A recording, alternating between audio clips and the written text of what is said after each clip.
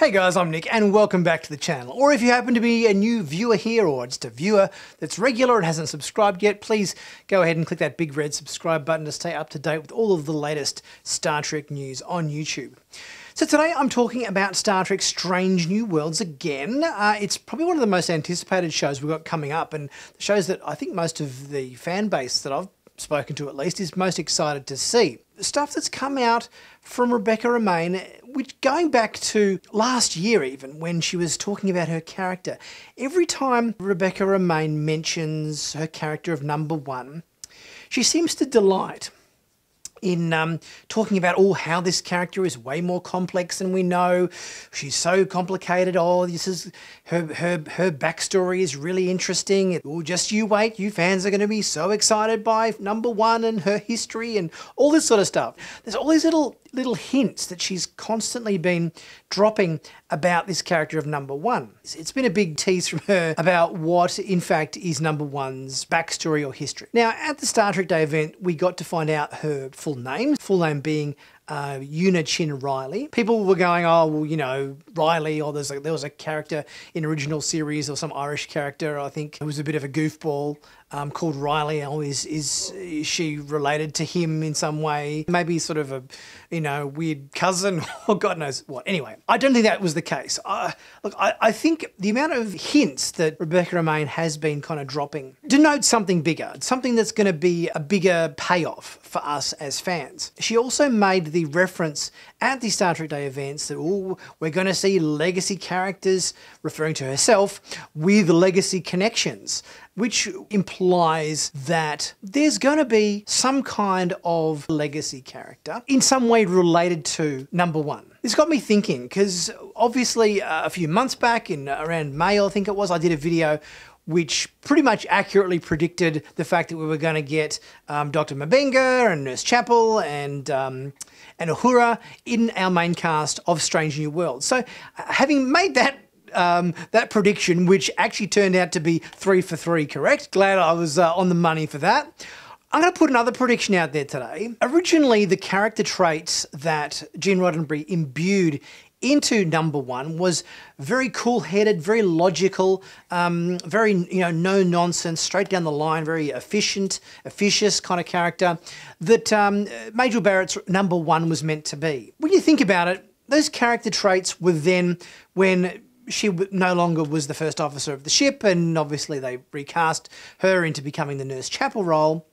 Those qualities were transformed into Spock. So Spock obviously was a little bit smilier in the original Cage pilot. Obviously, when we got him in original series, he was less sort of smiley and a bit more straight down the line, logical, Vulcan, all that sort of thing. So those character traits that were originally in number one got moved to Spock. But that leads me to thinking, those character traits that were in the character of number one were very, very Vulcan in their stylings. Logical, cool-headed, no nonsense, straight down the line. This got me thinking, could number one be part Vulcan?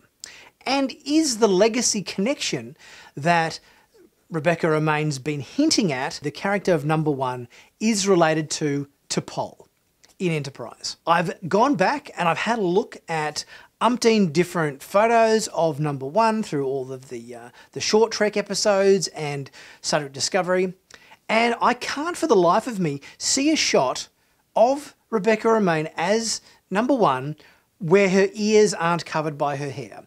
In pretty much every shot, her hair hangs over her ears. It kind of leads me to think that if the producers of Star Trek Strange New Worlds wanted to suddenly kind of retcon her lineage to say that T'Pol was her grandmother or something, and that number one is in fact like a quarter Vulcan, and that she's hiding under her long brunette hair some very subtly pointed ears, that could be very interesting, particularly when her personality type, you watch her performance in the Q&A short trek, and she's so, you know, on down the line, straight, no nonsense kind of, you know, character, apart from of course the singing of the Gilbert and Sullivan song. There are certainly character traits that seem to exist within that number one character that are kind of a little bit Vulcan. But the other piece of evidence, which is even more interesting and potentially proves my point even more, look at Rebecca Romijn's eyebrows in this shot from the most recent character reveal video. They are so much more pointy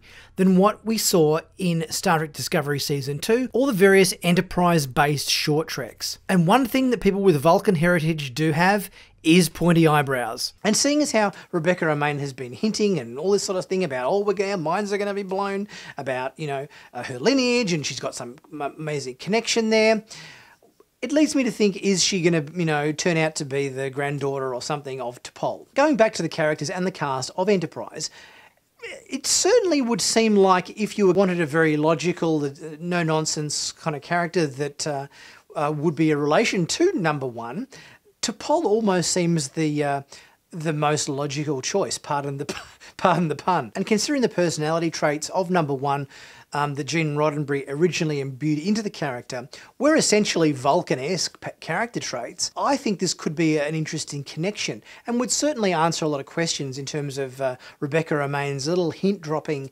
exercises that she's been doing for months now, saying how her character is in some way related to a legacy character. Now, one thing that I thought was very surprising at the Star Trek Day events is that one of the guests to appear on the red carpet and was in attendance at this event was none other than Jolene Blalock, who played T'Pol in Star Trek Enterprise.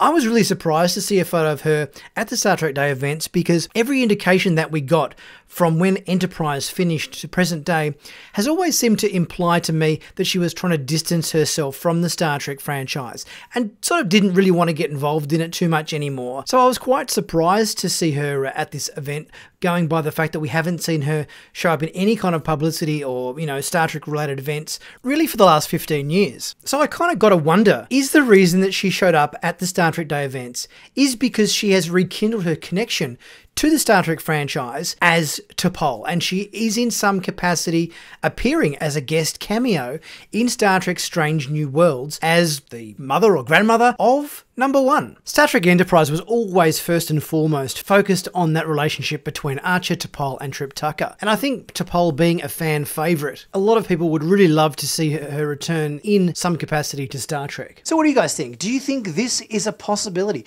Do you think that the character of number one could turn out to be a daughter or something of T'Pol? Leave your thoughts in the comment section, guys. Please don't forget to leave a super thanks if you're able to. It really helps the channel out. And don't forget to leave a comment, share and subscribe if you haven't already done so, and also check out my merchandise if you are interested in picking up a cool Star Trek flavoured t-shirt or hoodie, mug cap, you name it, it's all there. There's a 15% off sale in the store at the moment, so take advantage of that to pick up a great bargain. Anyway, I'll see you guys very soon again for my next review. I'll see you then.